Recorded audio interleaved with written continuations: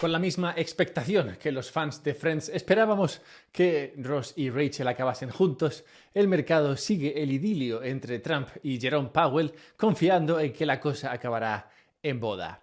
En el último episodio de la serie, Jerome Powell aprovechó el anuncio de la Fed sobre los tipos de interés y su lectura del mercado para dirigir un mensaje cifrado a su crush, como lo llaman hoy. El mensaje decía: "Vale, Donald, te daré una oportunidad".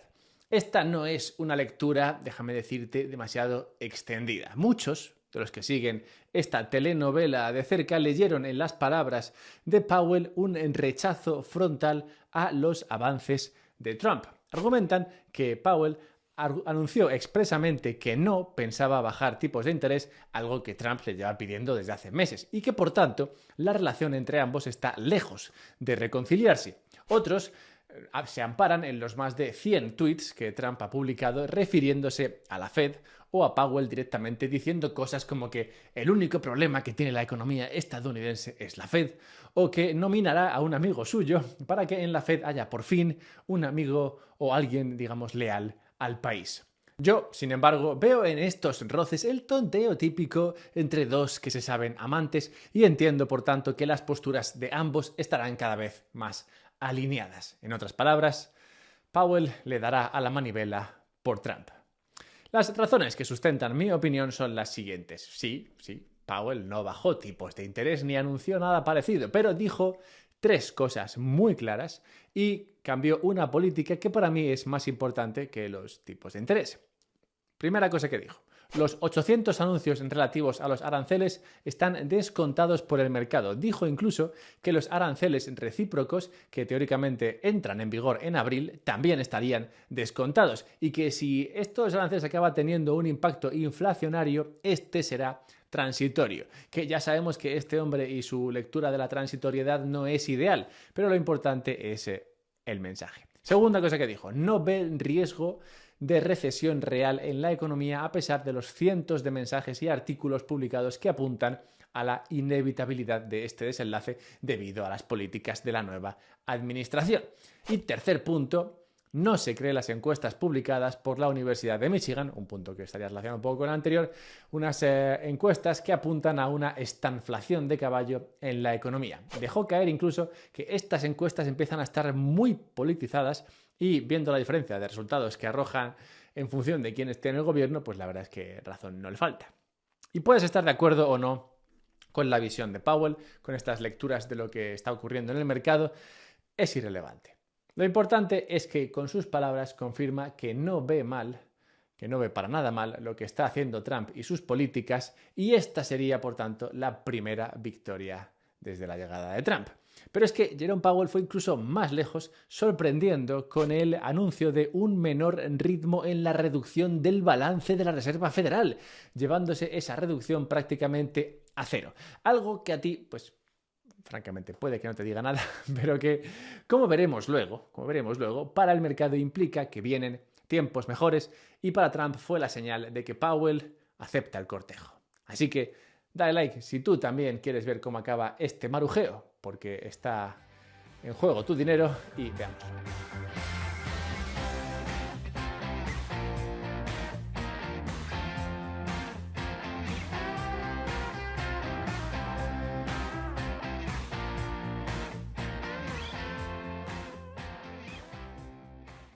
Muchas veces, diría que injustamente, se piensa, se dice que Powell toma partido a favor de los demócratas, el partido de la izquierda, a pesar de que quien lo propuso en su día para el cargo, allá por 2017, fue no otro que Donald Trump. Esta crítica hacia Powell tomó fuerza especialmente antes de las últimas elecciones de Estados Unidos, cuando allá por octubre decidió recortar tipos en 50 puntos, para sorpresa de muchos, que no dudaron entonces en ver en ese movimiento, en ese gran recorte de tipos de interés, un guiño a los demócratas para ayudarles con la reelección, algo que claramente, pues, digamos, si fue así, no surtió el efecto esperado. Sin embargo, Para mí, Powell no parece el típico tío que se pliegue a amiguismos. De hecho, puede que tampoco parezca rico, porque no viste cadenas de oro ni se dedica a vender cursos de trading, pero la riqueza de Jerome se estimaba en 2017 en más de 55 millones de dólares y ganó ese dinero trabajando para el fondo de inversión Carlyle, uno que se beneficia y beneficiaba entonces enormemente de los periodos de bajos tipos de interés. Pero no debió dejar demasiados amigos allí, pues nada más jurar el cargo de jefe de la Fed, empezó a subir tipos de interés y se podría argumentar incluso que si los llevó de donde estaban a cero durante la pandemia fue más por responsabilidad política que por convencimiento personal, lo que refuerza la idea que quiero compartir aquí, y es que Powell hará lo que estime oportuno, lo que estime necesario para mantener la inflación en un nivel aceptable, eso sí, aceptable para él, o sea, por ejemplo, no sería un nivel aceptable para un bitcoiner, pero bueno, un nivel aceptable para un economista típico mainstream, keynesiano, bueno, la mantendrá en un nivel aceptable para él y también el otro objetivo es mantener la economía funcionando a buen ritmo. Y ahora esto perseguirá ambos objetivos independientemente de quién esté ocupando la Casa Blanca. Y es precisamente esta inflexibilidad en la defensa de sus responsabilidades lo que el poder político usa a veces, cuando puede, para manejar las decisiones y las políticas de Powell. Por ejemplo, en 2023, con los tipos de interés aún elevados después de las subidas rápidas que se llevaron a cabo en 2022 por Jerome Powell y su equipo, claro, la entonces jefa del Tesoro, Janet Yellen, quería seguir gastando. Era una mujer que le gustaba gastar un montón de dinero y entonces Powell no bajó tipos de interés para entonces ponérselo más fácil a Janet. Así que lo que hizo Janet fue dedicarse a emitir bonos, los bonos que quería para financiar su gasto, pero hacerlo a corto plazo, aumentando así el déficit y forzando a Powell a empezar a recortar intereses o tipos de interés, que fue lo que empezó a hacer allá por 2023. De hecho, esto llegó a decir Powell entonces: nuestra senda fiscal es insostenible, estamos gastando demasiado, pero no hay nada que pueda hacer al respecto. Por tanto, sí que parece que se puede conseguir que JPO haga lo que quieres. Lo único que necesitas es presionar un poco con la amenaza de recesión, con la amenaza de estancamiento económico y convencerle de que no hay riesgos de darle a la manivela, de imprimir dinero, de flexibilizar un poco la emisión monetaria, porque no hay riesgos inflacionarios. Y esto es lo que habría conseguido Trump, pero ¿cómo lo ha conseguido? ¿Y qué implica que Powell se haya subido al barco? Pues antes de verlo, si tú también quieres gastar dinero, gastar billetes como Janet Yellen, puedes hacerlo sin que Powell ni nadie te lo impida. Lo único que te hace falta es, si acaso, un poco de Bitcoin. Y es que puedes usar Bitcoin como colateral para tus préstamos. Esto es lo que permite Fairfish, una plataforma que pone en común a personas que quieren prestar dinero, que quieren prestar euros o prestar dólares a personas que quieren pedir dinero y que están dispuestos a poner Bitcoin como colateral. Entonces, lo que hace el que quiere dinero es básicamente mandar Bitcoin a una dirección dentro de la blockchain donde puede mirar ahí y tal. No se la está mandando a nadie, simplemente la está dejando ahí como colateral, como quien deja una casa cuando pide una hipoteca. Bueno, pues dejas algo de colateral, en este caso es Bitcoin, y este Bitcoin se queda ahí, tú pides el préstamo, te lo gastas en lo que sea. Muchas veces la gente lo que hace es que pide un préstamo para comprar más Bitcoin. Bueno, pues lo que puedes hacer es esto, simplemente dejar tu Bitcoin ahí, pedir el préstamo, luego devuelves el préstamo en los términos que se hayan decidido con la parte que te ha prestado el dinero y tú recibes de vuelta el Bitcoin y el otro tipo recibe de vuelta sus euros y sus intereses y todos contentos. Lo único que hace Fairfish aquí es poner en común al prestatario, al que presta el dinero y al prestamista, al que quiere el dinero. Entonces, Fairfish aquí como intermediario lo único que hace es velar porque la operación salga bien, pero en ningún momento toca tu Bitcoin para nada. Así que si te interesa esta cuestión, pues nada, míratelo y usa el código UPSB para conseguir estos servicios con un menor coste de comisión. Como el mismo Powell ha dicho, no ve riesgo de inflación a corto plazo en los Estados Unidos. Y esto puede venir de la promesa de Trump de que el petróleo se mantendrá bajo e incluso que podría bajar más desde estos niveles. una promesa sustentada en los hechos. Como vimos en un vídeo hace no mucho, Arabia Saudí ha anunciado un incremento en la producción de petróleo y el crudo cae unos $10 el barril desde la llegada de Trump. Realmente hay motivos para imaginarse a Trump haciendo esta negociación, para prometer por un lado a Arabia un dólar barato a cambio de que incrementen la producción de petróleo y por otro lado a Powell prometiéndole que el petróleo se mantendrá bajo y con ello la inflación, aunque se dedique a flexibilizar la política monetaria, aunque se dedique a incrementar la cantidad de liquidez y con ello, claro, reduzca el valor del dólar. Esta es la típica negociación que le gusta mucho a este hombre y un petróleo bajo, obviamente, ayudaría a contener la inflación. Bien, sea por esto, lo haya convencido por el tema del petróleo o simplemente porque Powell le compra la estrategia a Trump, una estrategia que hay veces que está clara y hay veces que no está tan clara, Powell estaría, en cualquier caso, mostrando su aceptación, como hemos visto en estas últimas declaraciones, esas palabras que compartí al comienzo y, como vemos definitivamente, con la sorpresa en sus últimas declaraciones cuando anunciaba la reducción del ritmo de vaciamiento del balance de la Fed. Bien, ya hemos llegado a este punto. ¿Qué narices es esto? A estas alturas ya sabrás lo que es el QE, el Quantitative Easing. Bien, pues el QE tiene un hermano malvado, que es el QT, el Quantitative Tightening. En esencia, si lo que hace el QE, el Quantitative Easing, es que el Banco Central cree nuevo dinero para comprar bonos, lo que hace que, claramente, pues, se puedan emitir más bonos y también se incremente la cantidad de liquidez en los mercados, el QT, el Quantitative Tightening, lo que hace es eliminar dinero, dejando que esos bonos que ahora pululan por ahí venzan sin refinanciarlos. Como ya sabes, los bonos siempre se refinancian, o sea, nadie paga un bono en su vida. Bueno, pues en este caso, cuando haces QT, lo que haces es, en esencia, pues sí, más o menos repagarlo, vence y ya está. Desde 2010, la Fed ha venido jugando al QE como si no hubiese otra cosa que hacer. Tras la gran crisis financiera de 2008-2009, el primer programa de QE incrementó el balance de la Fed de menos de $1 billón con B de dólares a más de 2 billones, de nuevo con B. El entonces jefe de la Fed prometió entonces que poco a poco irían deshaciéndose de esos bonos hasta volver al billón en singular. Y empezaron a hacerlo, vagamente.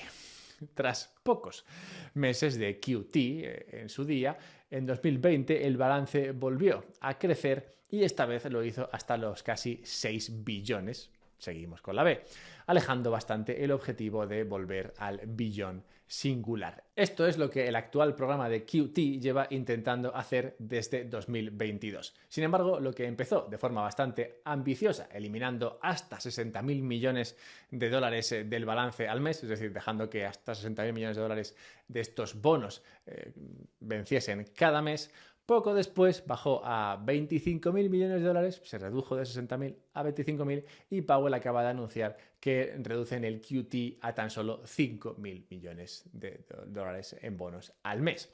A este ritmo, según uno con tiempo suficiente para calcularlo o para hacer este cálculo, la Fed tardaría 54 años en llegar al objetivo ese famoso de volver a reducir el balance hasta el billón singular. Pero tranquilo que ni esperando 54 años lo verás. Por el camino lo incrementarán más o por el camino, bueno, de hecho seguramente el mes que viene acaben con el QT del todo. La virtual eliminación del QT a día de hoy tiene el efecto inmediato, claro, de mejorar la liquidez en el mercado, pues estos bonos son multiplicadores del dinero. Son los activos que se dejan como colateral, como el Bitcoin en Farfetch, para obtener más crédito. Son la esencia, la sangre, la savia de los mercados financieros y gracias a este movimiento de Jerome, cada mes habrá 25.000 millones más disponibles de estos, que como digo no serán solamente 25.000, sino que se multiplicarán en más miles de millones. Pero como he dicho, incluso lo más importante no es aquí la cifra, es la dirección a la que apuntan las declaraciones y este anuncio de Jerome. Y todo esto apunta a un alineamiento de intereses entre Trump y Jerome, que empezarán a ser más que amiguitos, lo que implica que los tipos de interés no subirán desde aquí, es más, podrían incluso bajar y se podría poner en marcha otros mecanismos para mejorar la liquidez. De la misma manera que acabar con el QT es uno de estos mecanismos que mejoran la liquidez. Y todo esto unido, a su vez, permitiría a Trump gastar más en los programas de gasto que tiene y ofrecer los famosos recortes de impuestos prometidos. Lo que podría llevar a Estados Unidos a los mercados de Estados Unidos, a salir del cuadrante malo en el que se encuentran actualmente, en el que los tipos de interés de la deuda están bajando y también está bajando la bolsa. Este es un escenario en el que no quiere estar, en el que no quieres estar. Lo ideal sería salir de ese cuadrante hacia un cuadrante mucho mejor, que sería concretamente el mejor escenario posible, uno en el que los activos de riesgo, la bolsa, Bitcoin, suben, mientras que los tipos de interés de la deuda bajan. Para mí, la declaración de amor, que para mí lo ha sido total y verazmente, de Jerome a Trump, es posiblemente la mejor noticia para el mercado y especialmente para Bitcoin. Ahora solo resta esperar a que la cosa fluya. Y antes de cerrar el mañanero de hoy, déjame recordarte un par de cosas. La primera, que te puedes suscribir. ¿A dónde? Dirás, ¿no? Pues a la newsletter. Hay una newsletter y te puedes suscribir a ella para recibir artículos los fines de semana. Artículos en los que me meto en detalle en alguna cuestión que esté estudiando. Por ejemplo, en el último me asomaba un poco a algunos de los artículos que se han publicado recientemente con motivo de los 5 años desde la pandemia y lo que ha pasado desde entonces, y hablaba un poco de la toma de decisiones gubernamentales y cómo históricamente esto nos ha llevado a situaciones interesantes. Así que eso trataba en ese último artículo. Te puedes suscribir y lo puedes ver. Y puedes ver todos los anteriores, claro. También te quería decir que si quieres autocustodiar tu Bitcoin, pues puedes hacerlo y te preguntarás, ¿por qué autocustodiar tu Bitcoin? Pues a ver, es que autocustodiar es básico si eres medianamente bitcoiner, no solamente por la seguridad que ofrece, pues si autocustodias Bitcoin, tú tienes el Bitcoin y claramente no tienes que depender de nadie para acceder a él, pero más allá de eso, lo interesante de autocustodiar tu Bitcoin y hacerlo, claro, a través de un dispositivo como la Bitbox, es que te permite entender Bitcoin de una forma mucho más profunda.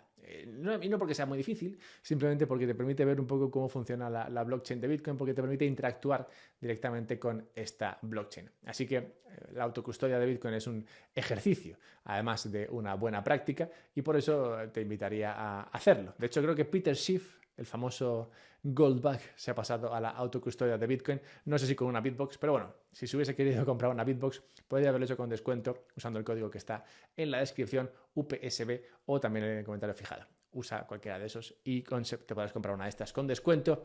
Y cerremos el mañanero de hoy recordando el nacimiento en tal día como hoy de no otro que el famoso escapista, mago, como quieras llamarlo, Harry Houdini. Y Houdini, pues sí, es famoso por ser escapista. Un escapista es una persona que se escapa de sitios.